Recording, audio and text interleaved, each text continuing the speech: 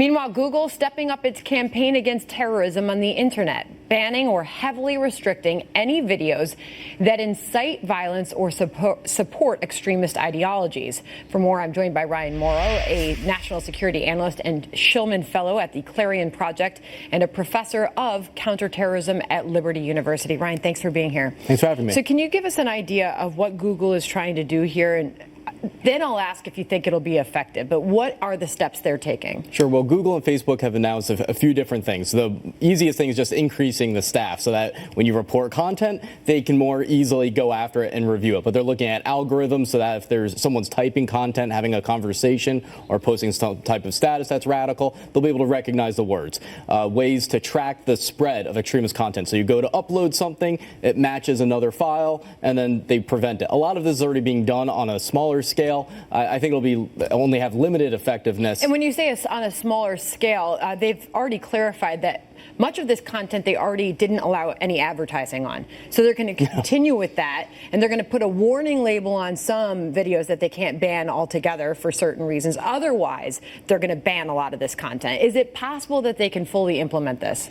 Well, we've already seen a lot of these videos being taken down. We've seen Twitter accounts being shut down left and right. You used to be able to contact ISIS easily. I used to argue with them on Twitter back in the early days when ISIS first declared their caliphate. So a lot of what you're hearing is stuff I've already seen happening online, but you're going to see an expansion of it. I presume that there's going to be new technology, and it's great to stem the flow of information and to break these accounts down, but it's not going to stop the broader concepts that lead people to want to do that type of thing. They're not going to take down every video, for example, of a preacher saying that the caliphate is a wonderful thing and that you should destroy Israel.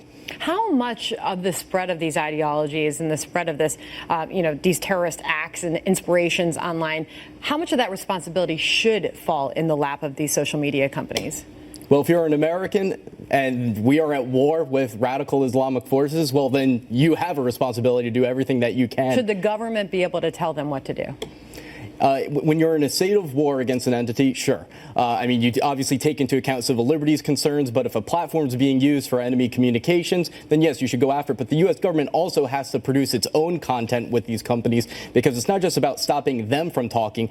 We have to do a better job of boasting about our victories and countering the ideology. I ask that because there has been so much criticism as we find out that so many of these terrorist attacks were announced on social media platforms, and then they take credit for it, the terrorists on these social media platforms, that it leaves the American people saying, why wasn't this monitored? Why weren't they stopped from spreading this information? Here's what Google says for its part. Kent Walker, the general counsel at Google, saying, quote, "We will be taking a tougher stance on videos that do not clearly violate our policies.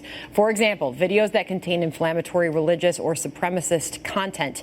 In future, these will appear behind an interstitial warning, and they will not be monetized, recommended, or eligible for comments or user endorsements. That means these videos will have less engagement and be harder to find.